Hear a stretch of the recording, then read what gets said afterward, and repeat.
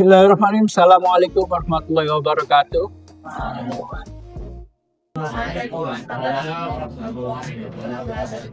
Selamat siang. Gimana kabarnya hari ini? Alhamdulillah. Alhamdulillah kita bisa kembali berkumpul ya untuk melaksanakan pembelajaran kembali lagi dalam lembaga pendidikan Islam ya, atau manajemen lembaga pendidikan Islam. Sebelum kita mulai perkuliahan ini, pertama-tama marilah kita berdoa dulu ya, agar apa yang kita lakukan hari ini dapat memberikan manfaat di kemudian hari. Berdoa mulai. Selesai. Nah, kali ini kita masuk ke pertemuan kedua, yaitu adalah kita akan membahas fungsi manajemen lembaga pendidikan Islam. Ya. Nah, di fungsi manajemen lembaga pendidikan Islam ini bertujuan untuk teman-teman agar dapat mengidentifikasi apa saja fungsi-fungsi manajemen khususnya di lembaga pendidikan Islam. Ya, kemudian bagaimana penerapan fungsi-fungsi manajemen ini dilaksanakan di tingkat lembaga pendidikan Islam. Ya, fokus utama dalam fungsi manajemen ini yaitu adalah untuk memahami ya, kerangka dari fungsi manajemen dari berbagai ahli pada tahap perencanaan. Para ahli mendefinisikan fungsi-fungsi manajemen. Yang pertama ada Henry Fayol ya. Nah, itu ada planning, organizing, commanding, coordinating, dan controlling. Planning itu artinya apa? Perencanaan. Organizing itu berarti mengorganisasi ya. Commanding itu adalah memberikan perintah ya, atau melaksanakan perintah. Coordinating yaitu adalah mengkoordinasikan, dan controlling yaitu adalah mengendalikan. Nah, setidaknya dalam melakukan perencanaan kita itu harus menjawab 6 unsur pertanyaan. Ya, dan ini biasa disebut atau dalam bahasa Inggris itu apa? 5W, 1H. Ya. W yang pertama itu adalah what atau apa. Nah, pertanyaan apa itu adalah untuk menjawab sebuah tujuan dalam perencanaan. Ya, jadi apa yang akan kita capai? Nah, itu adalah tujuan. Kemudian siapa? Nah, siapa adalah orang yang akan melakukan perencanaan tersebut ya. Kemudian di mana? Di mana itu berkaitan dengan fokus ya, atau lokus kegiatan yang akan dilakukan.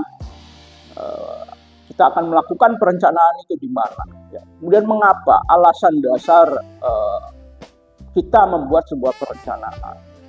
Ya, mengapa perencanaan itu disusun? Ya, tentu kembali untuk menjawab apa tujuannya. Kemudian kapan? Ya, kapan ini adalah terkait dengan waktu. Kapan perencanaan itu dilakukan? Butuh waktu berapa lama perencanaan itu dilakukan? Ya. Nah, maka setiap kegiatan yang dilakukan dalam lembaga pendidikan itu harus dirumuskan dengan waktu yang jelas. Ya. Dengan perencanaan yang jelas, waktunya yang jelas, tujuannya jelas, dan juga yang terakhir adalah bagaimana. Ya, nah ini pertanyaan untuk menjawab cara kita mencapai tujuan yang ingin kita dapatkan. Nah, secara sederhana itulah perencanaan ya untuk menjawab pertanyaan-pertanyaan tersebut. Kita ya sebagai institusi kita ya STIK Bunda Pesantren ini selalu menekankan nilai-nilai keislaman dalam setiap pembelajaran. Nah, nilai keislaman ini sangat penting ya sebagai sebuah akses ya untuk melaksanakan manajemen dalam setiap waktunya. Nah, dalam manajemen ini terdapat 2 lapis atau 2 layer ya. Yang pertama adalah bagaimana manajemen itu dilakukan Nah, ini terkait dengan profesionalisme, ya. Dan yang kedua adalah bagaimana nilai-nilai Islam itu diterapkan dalam setiap manajemen. Nah, inilah yang membedakan manajemen lembaga pendidikan Islam atau manajemen pendidikan Islam dengan manajemen secara umum. Ya, tentu kita sebagai Muslim, ya khususnya yang di lingkungan pesantren, ya, kita harus selalu membawa nilai-nilai yang diajarkan pesantren kepada kita. Nah, salah satunya adalah nilai Ahlus Sunnah wal Jamaah. Ya. Nilai Ahlus Sunnah wal Jamaah itu menjadi ruh kita dalam melaksanakan setiap kegiatan. Nah, tentu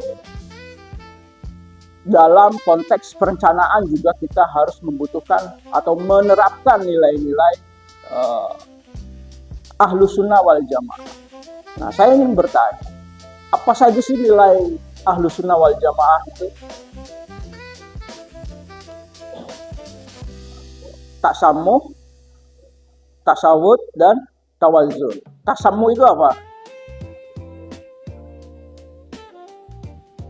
Ya, bagaimana kita bisa menghargai ya perbedaan-perbedaan dalam kebutuhan ya serta potensi ya dengan tentu latar belakang peserta didik yang berbeda-beda. Nah, itu nilai tasamuh, ya menghargai perbedaan, menghargai keberagaman. Ya, tentu kita di Indonesia ini adalah memiliki latar belakang yang berbeda, apalagi di pesantren memiliki latar suku yang berbeda, kemudian dengan latar belakang yang berbeda. Nah, itu perlu kita hargai. Nah, begitu juga dalam pendidikan di lembaga pendidikan Islam, ya bahwa peserta didik itu pasti memiliki keberagaman. Nah, nilai menghargai, nilai tasamuh itu perlu senantiasa kita jaga. Yang kedua yaitu adalah nilai tawassut. Ya, tawassut itu apa? Berada di tengah-tengah ya, selalu berada di tengah-tengah atau adil. Kita harus menjaga posisi kita dalam selalu berimbang. Ya. Nah, dalam penyusunan perencanaan, ya itu juga perlu nilai-nilai tawassut, ya agar rencana itu disusun secara moderat, ya, secara realistis dan tidak berlebihan. Ya, Islam perlu mengajarkan kita untuk berhemat, mengajarkan kita untuk tidak berlebih-lebihan. Nah, maka perencanaan ini juga sesuai dengan nilai tawassut, yaitu adalah realistis atau moderat ya. Dan terakhir yaitu adalah tawazun. Ya, yaitu rencana menjaga keseimbangan ilmu, akhlak, ibadah, sosial, dan sumber daya. Nah, selanjutnya apa saja sih yang kemudian direncanakan di lembaga pendidikan Islam ini? Ya, pertama ada visi, misi, dan tujuan, yaitu adalah untuk merumuskan arah lembaga atau profil lulusan yang dibentuk. Ya, jadi dalam konteks perencanaan yang perlu pertama kali ditetapkan adalah visi, misi, dan tujuan. Nah, pertanyaannya adalah apa perbedaan visi dan misi? Ada yang tahu? Ya, kalau visi itu adalah bagaimana kita melihat ke depannya. Vision, ya, dari kata vision. Dia adalah sebuah angan-angan, sebuah cita-cita yang ingin digapai. Nah, misi itu adalah bagaimana kita melaksanakan agar cita-cita atau mimpi itu dapat dicapai. Ya, dan tujuan itu akan menjadi titik ketercapaian dari apa yang kita inginkan.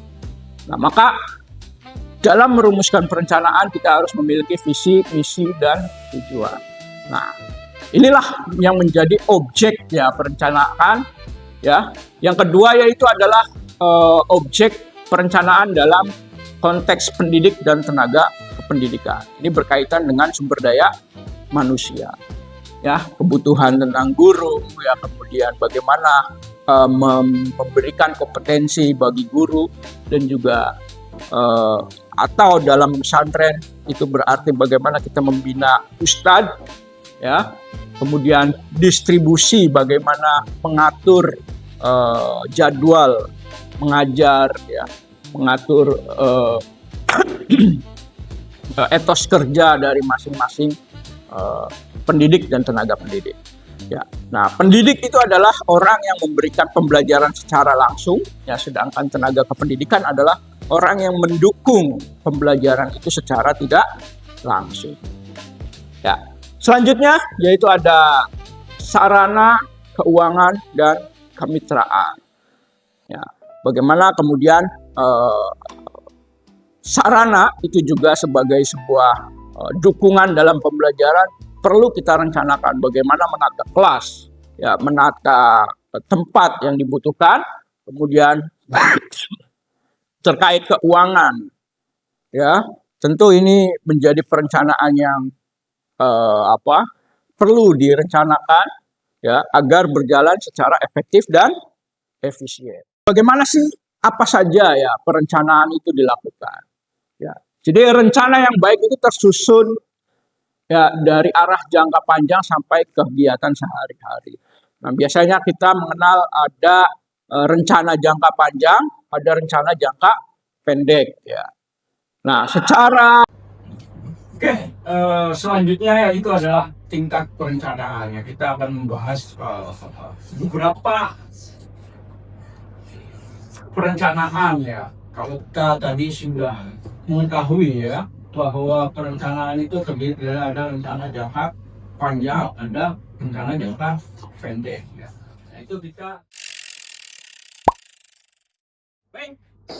Terakhir, mari kita diskusi, ya, tentang perencanaan. Saya buat satu pertanyaan.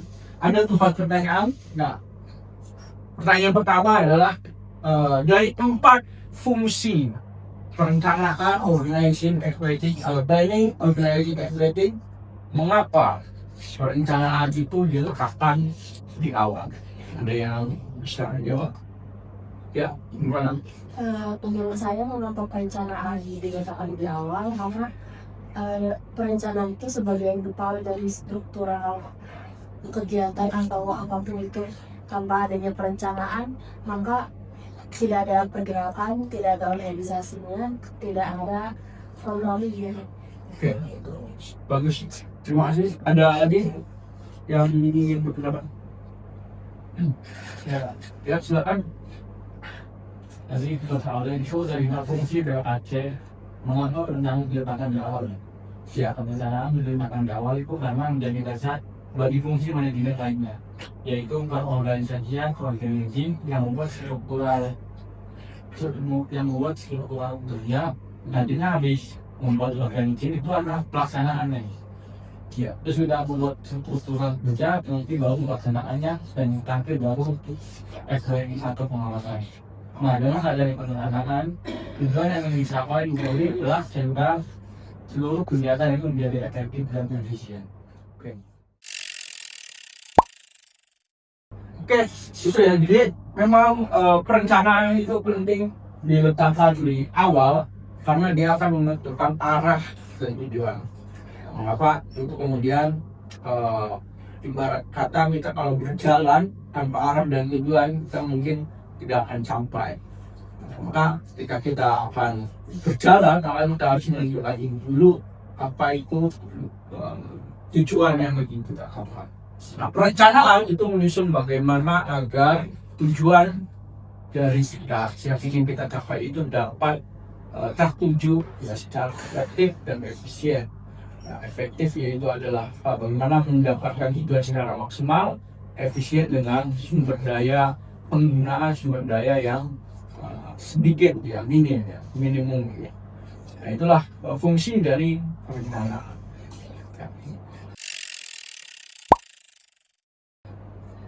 Itu saja. Nah, nanti untuk pertanyaan kedua, pertanyaan ketiga, dan pertanyaan keempat, nanti silakan, itu akan menjadi tugas di minggu depan. Sampai sini ada pertanyaan? Tidak ada? Baik, terima kasih banyak atas perhatiannya. Kita nanti akan ketemu lagi di minggu depan. Semoga apa yang kita pelajari hari ini dapat mendapatkan manfaat yang sudah. Sekarang, wassalamualaikum warahmatullahi wabarakatuh. Waalaikumsalam warahmatullahi wabarakatuh.